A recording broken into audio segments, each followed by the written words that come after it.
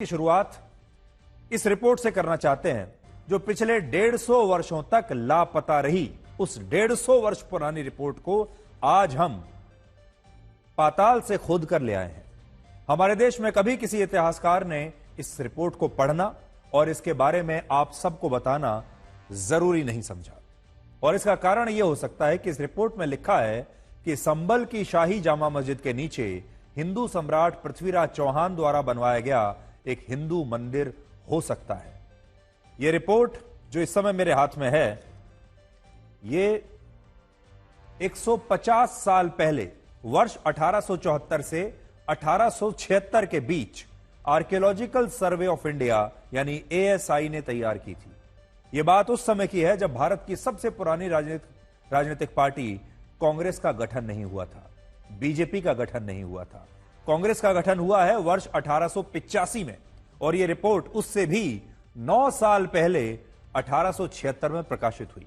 उस समय ना तो आरएसएस था, ना बीजेपी थी, ना ही स्वतंत्रता सेनानी वीर सावरकर का जन्म हुआ था और ना ही इस रिपोर्ट को तैयार करने वाले अफसर कट्टर हिंदू थे।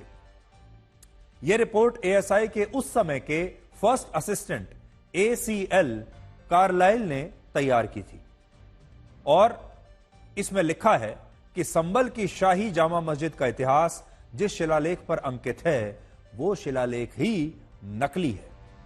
वर्ष 1874 में ब्रिटिश अफसर कार्लाइल ने संभल के मुसलमानों से बात की जिसमें उन्होंने खुद यह स्वीकार किया कि यह शिलालेख मुगल शासक बाबर के समय का नहीं है और यह मस्जिद किसी दूसरे ढांचे के इस्तेमाल करके बनाई गई है।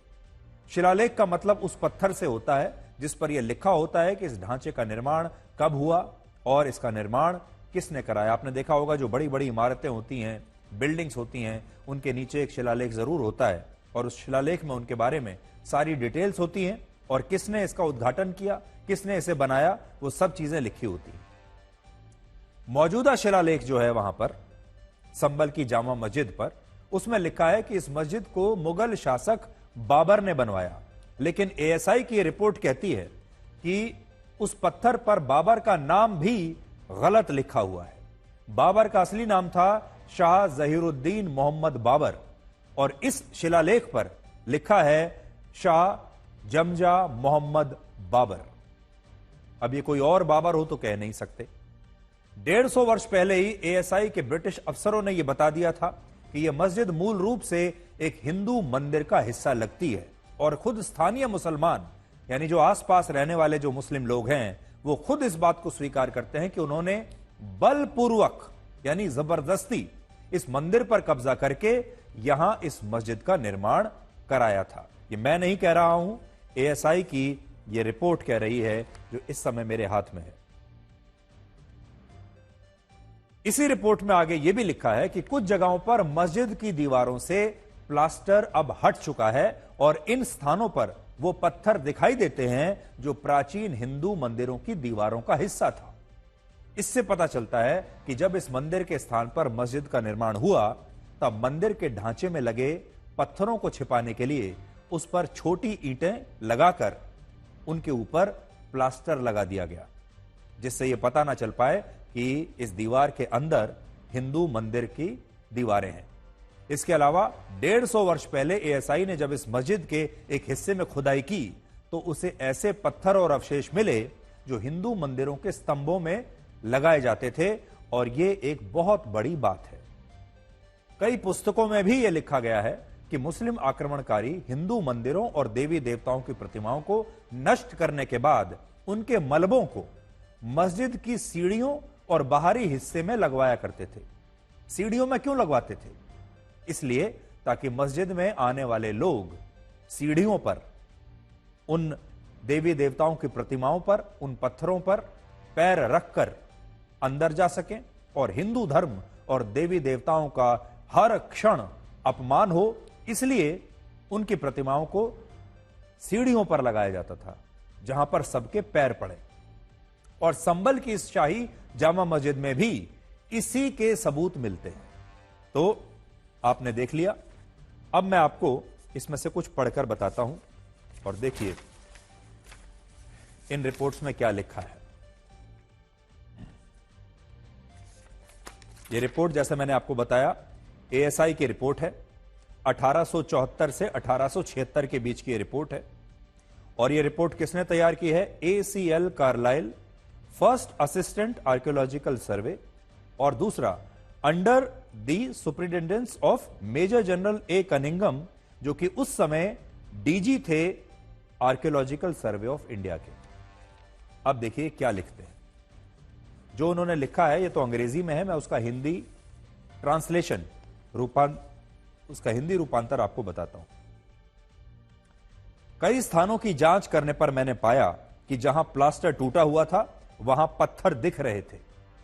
मेरा मानना है कि मुसलमानों ने अधिकांश पत्थरों, विशेष रूप से वो पत्थर जिन पर हिंदू धर्म के निशान और मूर्तियां थीं, उन्हें निकालकर एक फुटपाथ बनाया और मूर्तियों और निशानों को उल्टा करके नीचे की ओर कर दिया ताकि ये निशान किसी को दिखाई न दे।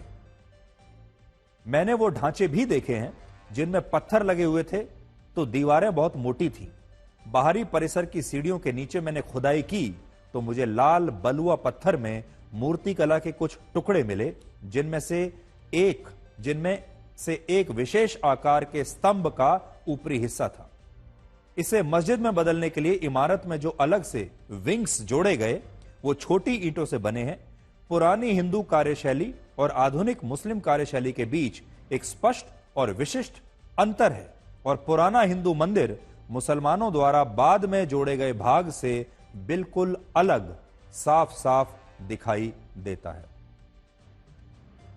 अंग्रेजी में मैं अगर पढ़ूं, on examining several spots where the plaster was broken, I found that in some places stone was exposed. I believe that the Mohammedans stripped off most of the stone, especially such as bore traces of Hinduism, and made a pavement of the stones, turning the sculptures downwards.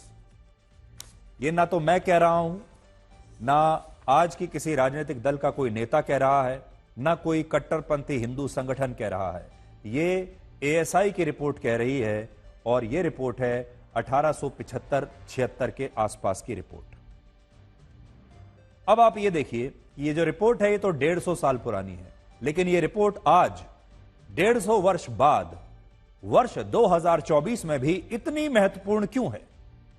ASI ने, ये वही संगठन ASI ने अब 30 नवंबर 2024 को संबल की अदालत में यह बताया है कि आज उसके अधिकारी भी संबल की शाही जमा मस्जिद में निरीक्षण के लिए जा नहीं सकते।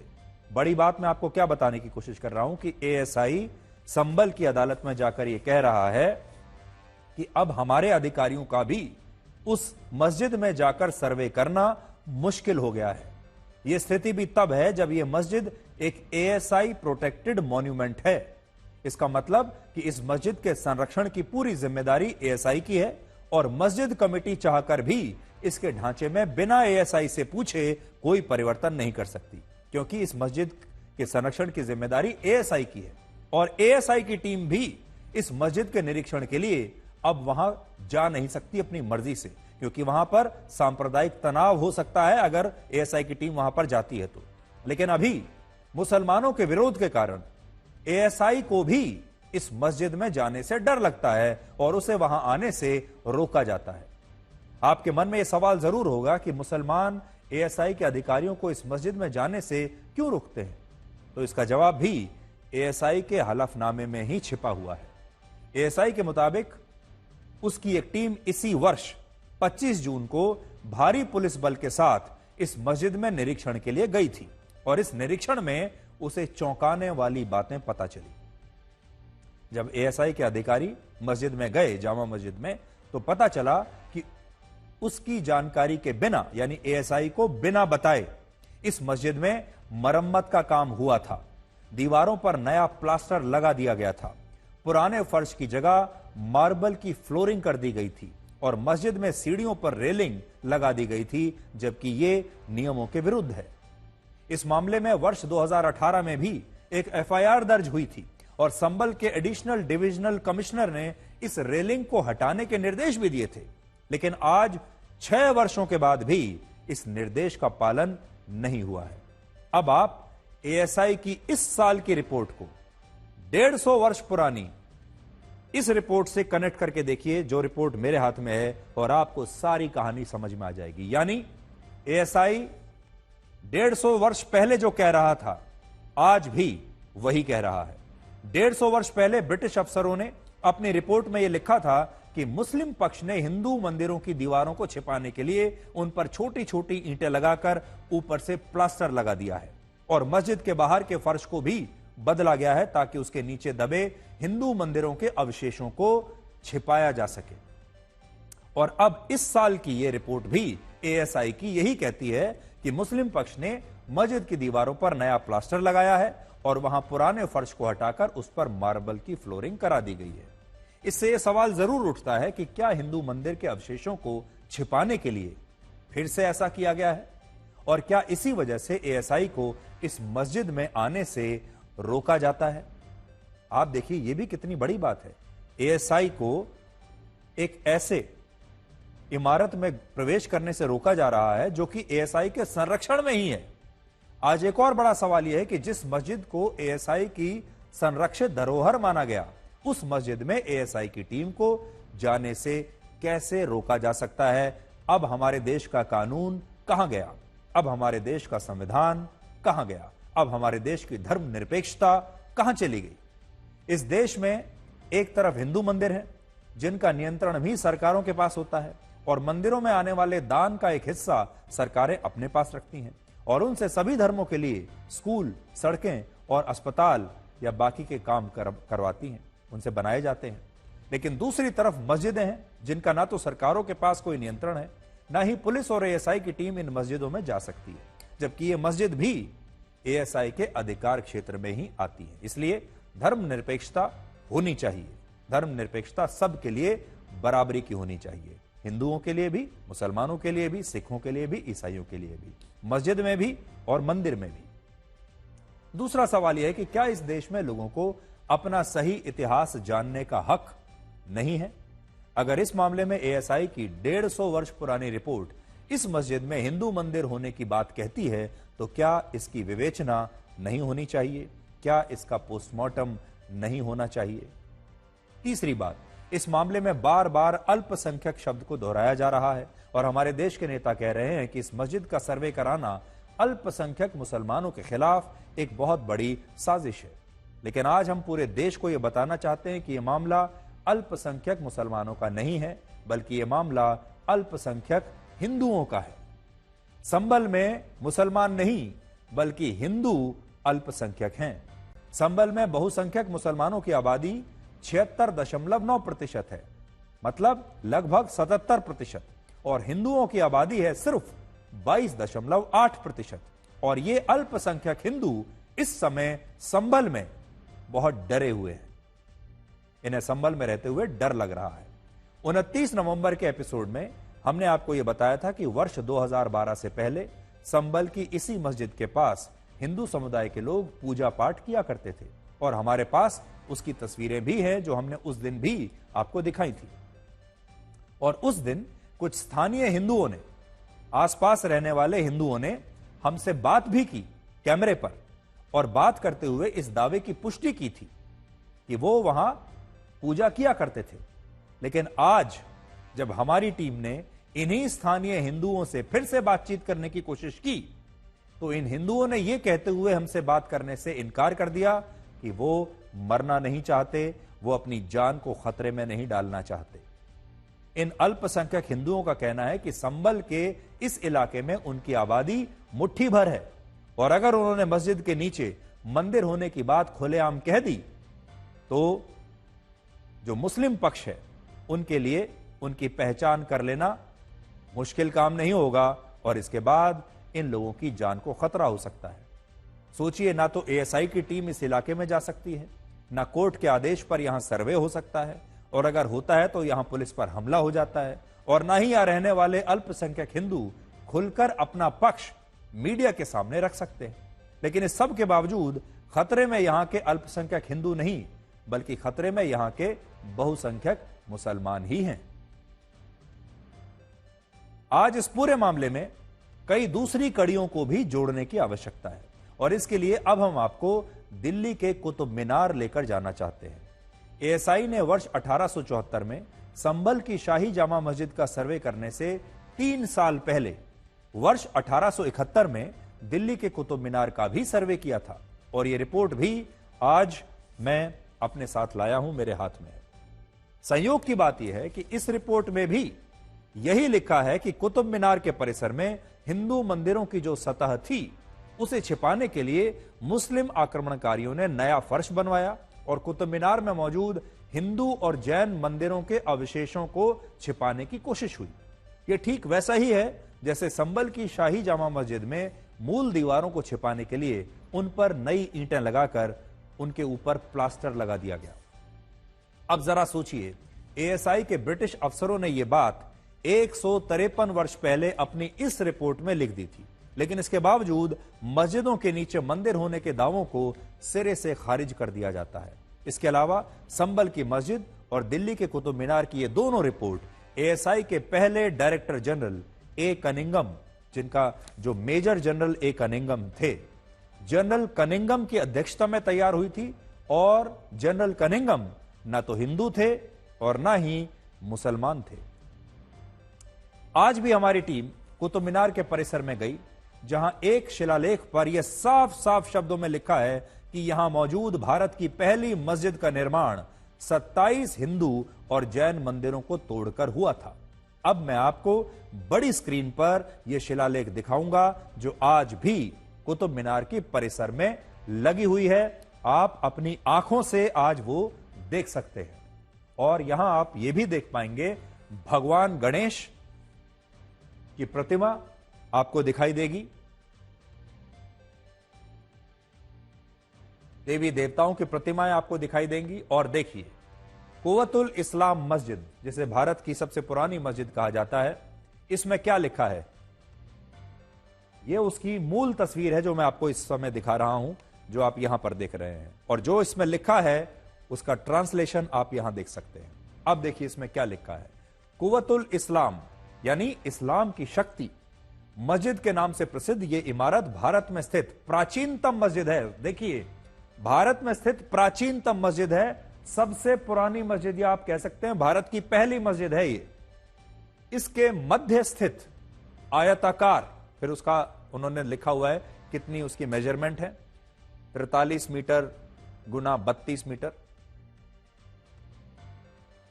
उसके चारों ओर दालान बने हैं जिनमें प्रयुक्त खंबे तथा दूसरी वास्तु सामग्री मूलतः 27 हिंदू एवं जैन मंदिरों को ध्वस्त कर प्राप्त की गई थी। ये आज भी अगर आप कुतुब मीनार जाएंगे तो कुतुब मीनार के परिसर में जो पत्थर लगा हुआ है, जो एएसआई का है, उसमें ये बातें लिखी हुई हैं और वो पत्थर जो है उसकी तस्वीर यहां, उसकी जो मूल तस्वीर है वो यहां पर है, ये जो मैं आपको दिखा रहा हूं। और इसमें और देखिए नीचे क्या लिखा है। कालांतर में शमसुद्दीन इल्तुतमिश और अलाउद्दीन खिलजी ने मस्जिद का परिवर्धन किया। इनके कालों में बने मस्जिद के पूर्व भागों पर अंकित ज्यामितिक अलंकरण पर विशुद्ध इस्लामी प्रभाव है। और ऊपर क्या लिखा है देखिए, यहां पर लिखा है, इस मस्जिद का निर्माण मामतुक वंशी सुल्तान कुतुबुद्दीन ऐबक ने इतने वर्ष के इतने ये करवाया। मुख्य इमारत के सामने 5 विशाल मेहराबों की पंक्ति बाद में लगाई गई ताकि इसमें इस्लामी वास्तुकला की विशेषता दृष्टिगोचर हो। अब ये ध्यान से आप सुनिएगा, इन मेहराबों पर अंकित धार्मिक लेख ज्यामितिक एवं अरबी ढंग का अलंकरण है, पर इनके गठन में हिंदू शिल्प की छाप स्पष्ट है। देखिए लिखा है साफ साफ कि इनमें, इनके गठन में हिंदू शिल्प की छाप स्पष्ट है। अब बताइए इससे बड़ा सबूत हम आपके सामने और क्या देख सकते हैं। अब आप ये तस्वीरें देखिए जो कुतुब मीनार के ही परिसर की हैं, दूसरी तस्वीरें देखिए, और इन दीवारों पर, इनमें जो तस्वीरें आप देखेंगे, आप भगवान गणेश, भगवान नरसिंह, भक्त प्रहलाद और हिंदुओं से जुड़े कई चिन्ह आपको दिखाई देंगे। ये भी कुतुब मीनार के परिसर से ली गई तस्वीरें हैं जो इस समय देख रहे हैं। भगवान गणेश की तस्वीरें कुतुब मीनार के परिसर में, भगवान नरसिंह की तस्वीर कुतुब मीनार के परिसर में मिली है। भगवान विष्णु की ये प्रतिमा, ये सारी प्रतिमाएं हम आपको दिखा रहे हैं, ये भी वहां पर मिली हैं। और देवी देवताएं जो हैं, हिंदू देवी देवताओं की जो अनेकों प्रतिमाएं हैं, वो आपको कुतुब मीनार के परिसर में इस तरह दिखाई देंगी। ये सारी प्रतिमाएं जो हैं हिंदू देवी देवताओं की प्रतिमाएं हैं। और ये देखिए, ये घंटा है जो वहीं पर उसी परिसर में आपको दिखाई देगा। तो ये सारे सबूत ऐसे हैं कि जब आप जाएंगे वहां पर, अगर आप कुतुब मीनार जाएं कभी, तो आपको ये सारे शिलालेख और ये सारी प्रतिमाएं हिंदू देवी देवताओं की यहां पर देखने को जरूर मिलेंगी। अब आज बड़ा सवाल यह है कि कुतुब मीनार जिसे कुतुबुद्दीन अली ऐबक ने बनाया था, इतिहास की किताबों में जब हम स्कूल में गए थे तो हमें यही पढ़ाया गया था कि कुतुबुद्दीन अली ऐबक ने कुतुब मीनार का निर्माण किया था। अब बड़ी बात यह है कि यहां पर हिंदू देवी देवताओं की प्रतिमाएं क्या कर रही हैं। इनमें भी भगवान नरसिंह की जो प्रतिमा है वो 1200 वर्ष पुरानी मानी जाती है, जबकि कुतुब मीनार का निर्माण करने वाला कुतुबुद्दीन ऐबक भारत ही आज से 832 वर्ष पहले आया था। तो अगर कुतुबुद्दीन ऐबक 832 वर्ष पहले आया है, भगवान नरसिंह की जो प्रतिमा है ये 1200 वर्ष पुरानी है, तो आप सोच सकते हैं कि दोनों के समय काल में कितना फर्क है।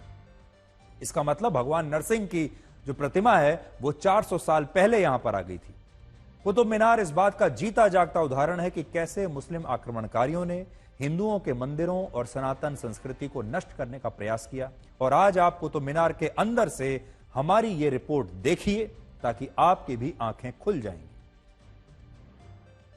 अभी स्थिति ये है कि इन देवी देवताओं के ऊपर लोग बैठ के फोटो खिंचा रहे हैं। उन्हें पता नहीं है जहाँ ये लोग बैठे हैं उनके नीचे देवी देवताओं की मूर्तियाँ हैं।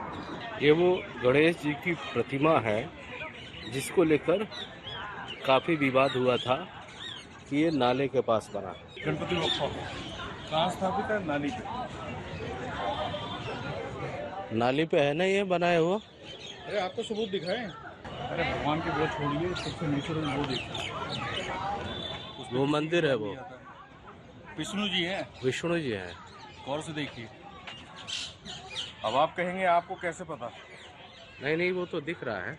ये मंदिर ही लग रहा है, ये प्रत्यक्ष रूप लग रहा है आपको ना? अब बताइए आप, मैं ऐसे बना रहा हूँ। ऐसा जो बनता रहा है ना, वो विष्णु भगवान का है वो।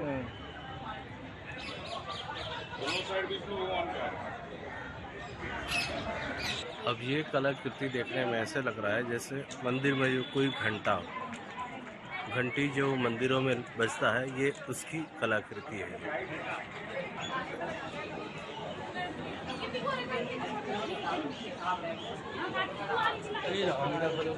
ये वो मूर्तियां हैं जो देवी देवताओं की हैं।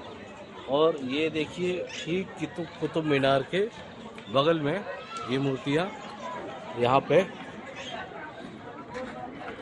ये भी एक सबूत है। ये देवी देवताओं की मूर्तियों को कैसे खंडित किया गया।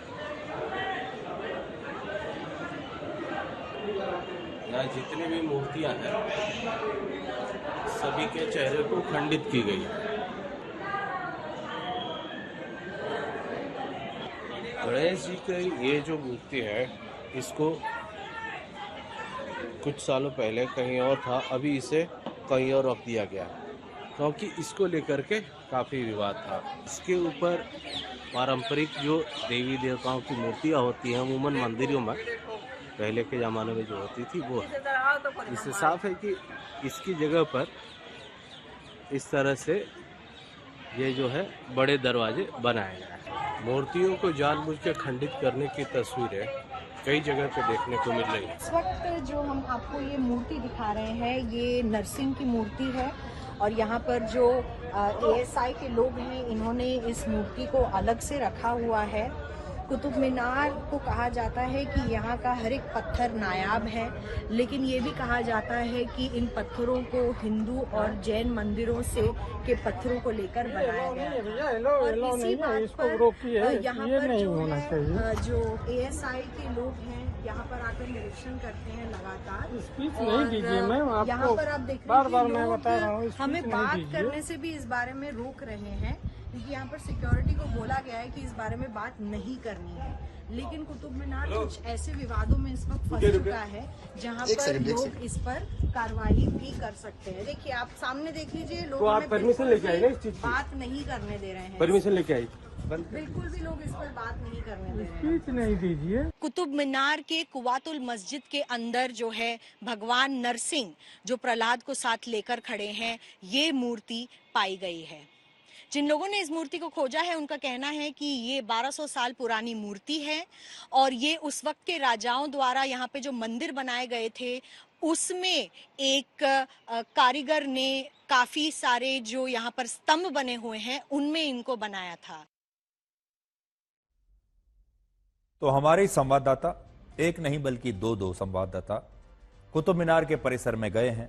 उन्होंने अपने कैमरे से शूट किया है, वहां से आपको ये रिपोर्टिंग दिखाई है। और आप में से जो लोग दिल्ली आसपास के इलाकों में रहते हैं तो खुद कुतुब मीनार जा सकते हैं और जो हमने ये दावे आपको आज दिखाए हैं खुद जाकर वो ये चेक कर सकते हैं।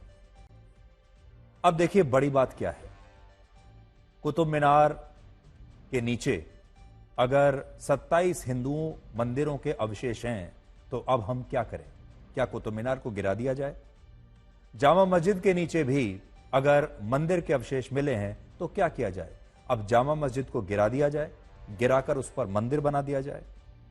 हमारे देश में प्लेसेस ऑफ वर्शिप एक्ट आज भी लागू है और प्लेसेस ऑफ वर्शिप एक्ट क्या कहता है मैं आपको जरा संक्षिप्त में एक बार पढ़कर बता देता हूं। प्लेसेस ऑफ वर्शिप एक्ट कहता है, यह 1991 में आया था, 1991 में यह लागू हो चुका है हमारे देश में और यह कहता है 15 अगस्त 1947 से पहले अस्तित्व में आए किसी भी धर्म के पूजा स्थल को किसी दूसरे धर्म के पूजा स्थल में अब नहीं बदला जा सकेगा।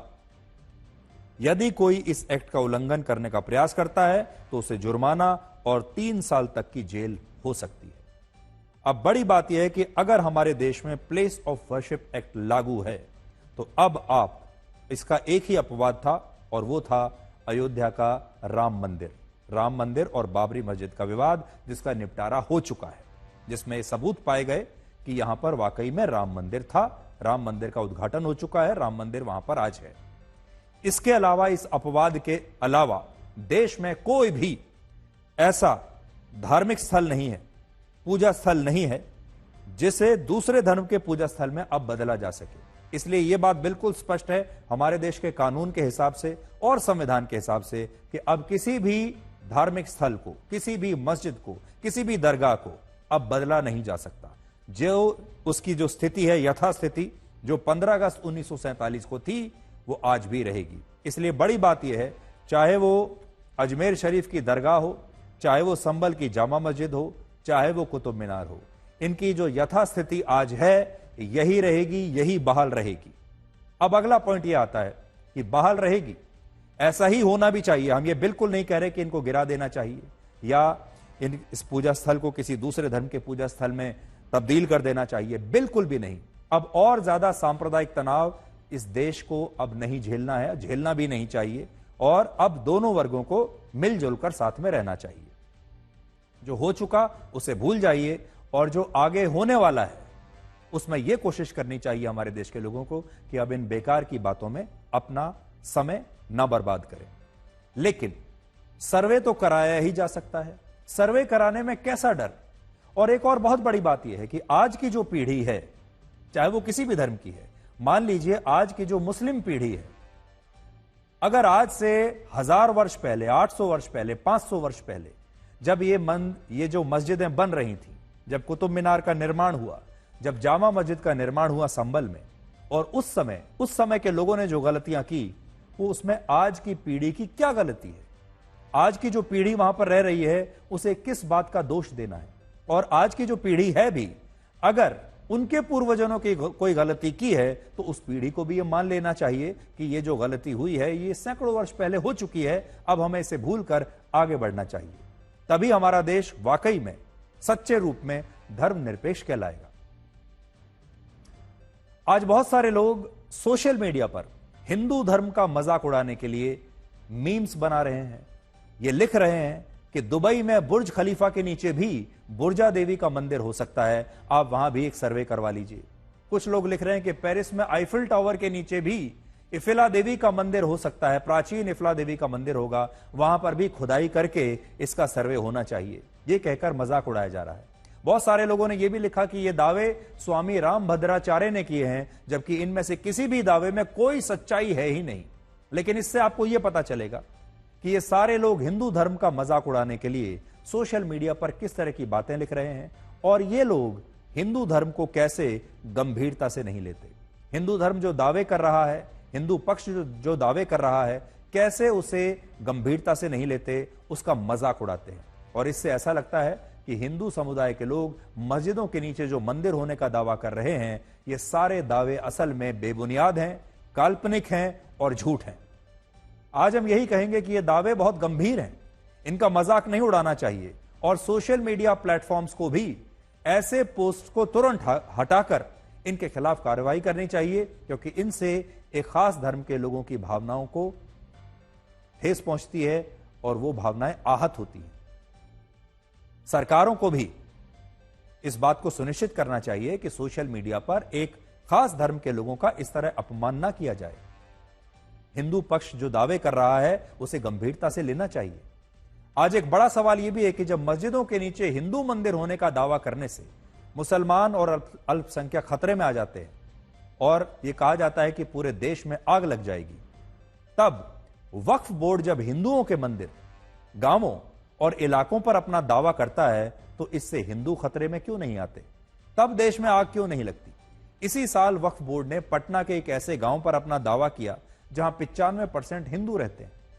सितंबर 2022 में वक्फ बोर्ड ने तमिलनाडु के एक ऐसे गांव पर अपना दावा किया जहां 1500 वर्ष पुराना एक हिंदू मंदिर है।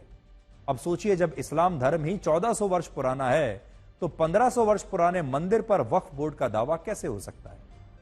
इसी साल सितंबर के महीने में वक्फ बोर्ड ने देश की राजधानी दिल्ली में सरकार की 200 संपत्तियों पर अपना दावा करते हुए वहां नोटिस लगा दिया था और यह लिस्ट अगर मैं पढ़ने जाऊं तो बहुत लंबी है। देश में सरकारी फुटपाथ, सड़क, अस्पताल, पार्क, मंदिर, यहां तक कि शमशान घाट और अदालतों की जमीनों पर भी वक्फ बोर्ड अपना दावा कर चुका है। लेकिन इन दावों को लेकर कभी वक्फ बोर्ड का कोई मजाक नहीं उड़ाता। कांग्रेस पार्टी ने अपनी सरकारों में ऐसे कानून बनाए जो वक्फ बोर्ड को यह अधिकार देते हैं कि वो किसी भी संपत्ति और जमीन पर अपना दावा कर सकता है और इसके बाद जिन लोगों की ये जमीनें हैं उन्हें ही यह साबित करना होता है कि यह जमीन वक्फ बोर्ड की नहीं है बल्कि उनकी है। इन मामलों की सुनवाई के लिए वक्फ बोर्ड की अपनी अदालतें हैं, लेकिन जब हिंदू पक्ष सबूतों के आधार पर मस्जिदों के नीचे हिंदू मंदिर होने का दावा करता है तो हिंदुओं का मजाक उड़ाया जाता है। कहा जाता है कि अगर हिंदू ऐसे दावे करेंगे तो देश में आग लग जाएगी, यह धमकी दी जाती है। वर्ष 2021 में वक्फ बोर्ड ने गुजरात के देवभूमि द्वारका के 2 द्वीपों पर अपना दावा किया था। सोचिए, द्वारका में भी दावा कर दिया, जिसके बाद कोर्ट को यह कहना पड़ा कि आखिर वक्फ बोर्ड भगवान श्री कृष्ण की नगरी द्वारका के द्वीपों को अपना कैसे बता सकता है, और तब अदालत ने वक्फ बोर्ड के इस दावे को खारिज कर दिया था। आपको तो पता भी नहीं चला होगा। क्या आपने कभी सुना है कि वक्फ बोर्ड के इस दावे पर किसी ने यह कहा हो कि इससे देश में आग लग जाएगी और इससे देश के हिंदू नाराज हो जाएंगे या वो असुरक्षित हो जाएंगे? हजारों हिंदू आज भी वक्फ बोर्ड के दावों के खिलाफ अदालतों में मुकदमा लड़ रहे हैं, लेकिन इन दावों के लिए कभी वक्फ बोर्ड की आलोचना नहीं होती। लेकिन अगर हिंदू ऐतिहासिक सबूतों के आधार पर मस्जिदों के नीचे मंदिर होने का दावा कर दें और संवैधानिक तरीके से अदालत में जाकर इसकी लड़ाई भी लड़ें, तो हर कोई हिंदुओं पर समाज को तोड़ने का आरोप लगाना शुरू कर देता है। और अब भी हमारे देश के कुछ नेता बिल्कुल यही कर रहे हैं। अब आपको उस इकोसिस्टम के बारे में बताते हैं जो अपने हिसाब से इस देश में धर्मनिरपेक्षता की परिभाषा को तय करता है। और यह इकोसिस्टम इतना मजबूत है कि अगर कोई पत्रकार या कोई एक्टर, कोई कलाकार तथ्यों के साथ अपनी बात कहने की कोशिश करता है तो फिर उसे धमकियां मिलने लगती हैं और उसे डराकर चुप कराने की कोशिश की जाती है। हाल ही में गुजरात के गोधरा कांड पर एक फिल्म आई है जिसका नाम है द साबरमती रिपोर्ट। आपने भी इसका नाम सुना होगा। इस फिल्म में बताया गया है कि वर्ष 2002 में जब एक विशेष समुदाय के लोगों ने अयोध्या से लौट रहे कार सेवकों की ट्रेन को आग लगा दी थी और इसमें 59 लोगों की जिंदा जलने के बाद मृत्यु हो गई थी, तब यह सिर्फ एक सामान्य दुर्घटना नहीं थी बल्कि एक सांप्रदायिक हत्याकांड था जिसमें हिंदू नफरत का शिकार हुए थे। 22 वर्ष पुरानी इस घटना के समय नरेंद्र मोदी गुजरात के मुख्यमंत्री थे और आज जब इस विषय पर फिल्म बनी तो उन्होंने अपने एनडीए के साथियों के साथ, अपने कैबिनेट मंत्रियों के साथ, बीजेपी के सांसदों के साथ इस फिल्म को आज देखा। और इस फिल्म में मुख्य भूमिका निभाने वाले एक्टर विक्रांत मैसी खुद प्रधानमंत्री मोदी के साथ मौजूद थे और विक्रांत मैसी का कहना है कि यह उनके लिए एक बहुत बड़ा दिन था। लेकिन जानते हैं आप सबसे हैरानी की बात क्या है? सबसे हैरानी की बात यह है कि एक तरफ विक्रांत मैसी की फिल्म को इस देश के प्रधानमंत्री अपने कैबिनेट मंत्रियों के साथ, सांसदों के साथ देखने के लिए आते हैं और उसी दिन विक्रांत मैसी एक्टिंग से संन्यास लेने का ऐलान कर देते हैं और कहते हैं कि अब वो इस फिल्म इंडस्ट्री को अलविदा कह रहे हैं। विक्रांत मैसी ने अपने इस संन्यास के पीछे का कारण नहीं बताया कि वो क्यों फिल्मों को छोड़ रहे हैं, लेकिन ऐसा कहा जा रहा है कि इस फिल्म के रिलीज होने के बाद से ही उन्हें और उनके 9 महीने के बच्चे को लगातार जान से मारने की धमकियां मिल रही थीं, क्योंकि कुछ लोग ऐसे हैं जिन्हें उनकी यह फिल्म साबरमती एक्सप्रेस रिपोर्ट पसंद नहीं आई और इसके कारण वो फिल्मों को ही अलविदा कह रहे हैं, फिल्मों से संन्यास ले रहे हैं। ऐसा कहा जा रहा है, हम कह नहीं सकते, हमारे पास इसकी कोई पुष्टि नहीं है। अगर ऐसा है कि विक्रांत मैसी सिर्फ इसलिए फिल्मों को छोड़ रहे हैं कि उनके छोटे बच्चे को धमकियां मिल रही हैं, उन्हें जान से मारने की धमकियां मिल रही हैं, तो हमें लगता है कि इसकी गहन जांच होनी चाहिए। क्योंकि अगर यह इकोसिस्टम ऐसे ही पत्रकारों को, कलाकारों को डराता रहा तो भविष्य में कभी भी कोई कलाकार या पत्रकार ना तो ऐसी रिपोर्ट करेगा और ना ही ऐसी फिल्म में काम करने की हिम्मत दिखाएगा। तो अगर ऐसा है तो इस देश को बहुत चिंता में डालने वाली बात है ये कि इस एक्टर को इतना धमका दिया जाए कि वो फिल्मों में काम करना ही बंद कर दे और फिल्मों से ही संन्यास ले ले, एक्टिंग को हमेशा के लिए छोड़ दे, अगर यह बात सही है तो। हालांकि इसका दूसरा कारण भी हो सकता है कि विक्रांत मैसी के इस संन्यास ने इसकी दूसरी वजह हो सकती है। आम धारणा असल में यह होती है कि संन्यास 60 वर्ष की उम्र में लिया जाता है, अगर सरकारी आप नौकरी में हैं तो, और अगर फिल्मों में है तो लोग अक्सर बहुत दिनों तक काम करते रहते हैं, जब तक काम मिलता है करते ही रहते हैं, संन्यास लेते ही नहीं है। लेकिन हकीकत यह है कि संन्यास लेना भी एक कला है, रुक जाना भी एक कला है, जिसे हम आर्ट ऑफ रिटायरमेंट कहते हैं। अगर किसी कलाकार को लगता है कि वो अपने जीवन में सफलता के उस शिखर पर पहुंच चुका है जो उसके लिए काफी है, तो वो संन्यास ले सकता है, चाहे वो कलाकार हो, चाहे वो खिलाड़ी हो, कोई भी हो। और संभव है कि विक्रांत मैसी को भी ऐसा ही अनुभव हुआ हो। आज जब प्रधानमंत्री मोदी ने उनके साथ बैठकर उनकी फिल्म देखी तो उन्होंने यही कहा कि यह उनके करियर का सबसे बड़ा पल है। लेकिन यह भी हो सकता है कि विक्रांत मैसी ने यह सोचा हो कि अब वो अपने परिवार को अपने फिल्मी करियर से ज्यादा महत्व देंगे, अब वो अपने परिवार के साथ समय बिताना चाहते हैं। हर व्यक्ति की अपनी एक इच्छा होती है कि वो क्या करना चाहता है फिल्मों में। हो सकता है उन्हें लगता हो कि जितनी सफलता उन्हें पानी थी उन्होंने पा ली है, लेकिन अब वो एक अच्छा पिता बनना चाहते हैं, अब वो एक अच्छा पुत्र बनना चाहते हैं, एक अच्छा पति बनना चाहते हैं और अपने परिवार के साथ समय बिताना चाहते हैं। हो सकता है ये भी एक कारण हो। आज माननीय प्रधानमंत्री जी के साथ, तमाम कैबिनेट मिनिस्टर्स के साथ, रक्षा मंत्री भी थे, गृह मंत्री जी भी थे, सब थे, उन सब के साथ ये फिल्म देखने का एक अलग ही अनुभव था। शब्दों में शायद बयान नहीं कर पाऊंगा क्योंकि अभी भी एक अलग ही नर्वसनेस है, खुशी है एक्चुअली कि इन सब के साथ बैठ के फिल्म देखने का मौका मिला। मेरे ख्याल से पर्सनली अगर आप मुझसे पूछें तो मेरी लाइफ का सबसे हाईएस्ट पॉइंट है मेरे करियर में माननीय प्रधानमंत्री जी के साथ बैठ के फिल्म देखना। Thank you so much. आपने रिटायरमेंट अनाउंस कर दिया है, आपने ऑन इंस्टाग्राम। तो हमने आपको 3 कारण बताए। हो सकता है विक्रांत मैसी को जो धमकियां मिल रही हैं उसके कारण वो फिल्मों को छोड़ रहे हैं। हो सकता है कि उन्हें यह लगता हो कि अब अपने परिवार के लिए ज्यादा समय बिताना चाहते हैं, इसलिए छोड़ रहे हों। और सफलता कितनी काफी रहेगी, पैसा कितना काफी रहेगा, यह बात हर इंसान पर अलग अलग तरीके से लागू होती है। हो सकता है उन्हें लगा हो कि जो सफलता मिल गई ये काफी है, जो पैसा कमा लिया ये काफी है, अब परिवार की तरफ ध्यान देना है। और तीसरी बात जो अगर सही हुई तो बहुत दुखद होगा, वो ये कि अक्सर हमारे देश के एक्टर पब्लिसिटी स्टंट भी बहुत करते हैं। और अगर हो सकता है, बहुत सारे लोग ये भी कहते हैं कि हो सकता है ये एक पब्लिसिटी स्टंट हो, लेकिन अगर ये पब्लिसिटी स्टंट है तो इस देश में जो उसके फैंस हैं उन्हें बहुत निराशा होगी, वो बहुत दुखी होंगे। जल्दी से आपको यह बताते हैं कि भारत को जनसंख्या नियंत्रण की जरूरत है या भारत को अपनी जनसंख्या बढ़ाने की जरूरत है। आरएसएस प्रमुख मोहन भागवत ने अपने नए बयान में कहा है कि भारत के लोगों को कम से कम 3 बच्चे जरूर पैदा करने चाहिए, क्योंकि भारत में जनसंख्या की वृद्धि दर तेजी से कम हो रही है और अगर यह ऐसे ही घटती रही तो भारत का समाज अपने आप ही एक दिन समाप्त हो जाएगा। संख्येचा उल्लेख झाला, जनसंख्या कमी होते फार चिंता आहे, चिंतेचा विषय आहे। याचं कारण ते शास्त्र, लोकसंख्या शास्त्र जे आधुनिक ते असं सांगतं की 2.1च्या खाली जायला लागलो तर तो समाजच नष्ट होतो, पृथ्वीच्या पाठीवर तो राहत नाही। कोणी त्याला मारेल असं नाही, तो काही नसलं संकट तरी तो समाज नष्ट होतो, पुढे चालत नाही।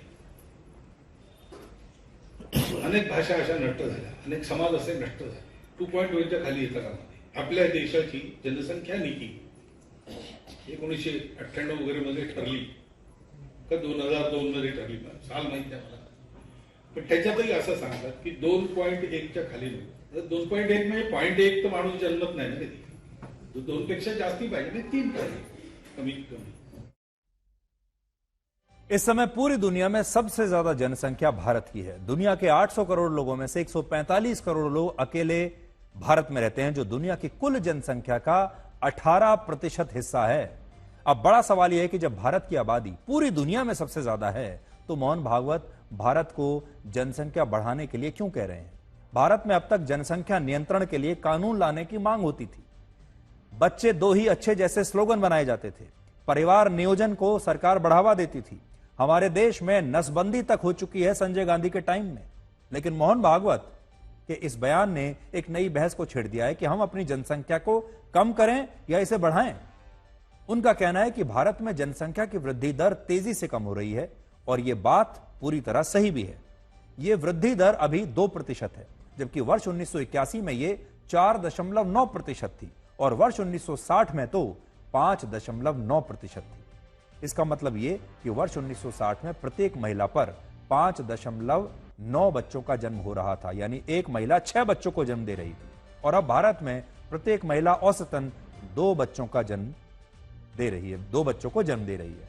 बहुत सारे लोगों का कहना है कि वृद्धि दर हिंदुओं के कारण कम हुई है, क्योंकि हिंदू महिलाएं कम बच्चों को जन्म दे रही हैं और मुस्लिम महिलाएं ज्यादा बच्चों को जन्म दे रही हैं। लेकिन क्या इस दावे में कोई सच्चाई है? जरा यह भी जान लीजिए। भारत सरकार के अपने आंकड़ों के मुताबिक प्रत्येक हिंदू महिला औसतन 1.9 बच्चे को जन्म देती है और मुस्लिम महिलाएं 2.4 बच्चों को जन्म देती है।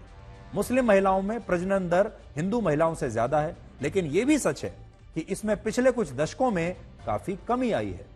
1992 में प्रत्येक मुस्लिम महिला औसतन 4.4 बच्चों को जन्म दे रही थी, लेकिन अब यही प्रजनन दर सिर्फ 2.4% रह गया है। इसका मतलब यह कि अब हिंदू महिलाओं की तरह मुस्लिम महिलाएं भी कम बच्चों को जन्म दे रही हैं और इसमें धर्म के आधार पर लोगों को गुमराह करना सही नहीं है। भारत में प्रजनन दर कम होने के पीछे 2 कारण हैं। इनमें महंगाई, बेरोजगारी और शिक्षा एक बहुत बड़ा कारण है।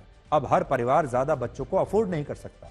बहुत सारे लोग ऐसे कहते हैं कि जो ज्यादा शिक्षित होने के कारण अब 2 से ज्यादा बच्चों को जन्म नहीं देना चाहते, और बहुत सारे लोग ऐसे भी हैं जो अपनी आर्थिक स्थिति को देखते हुए बच्चों की जिम्मेदारी और उनका खर्च उठाने के लिए तैयार नहीं है।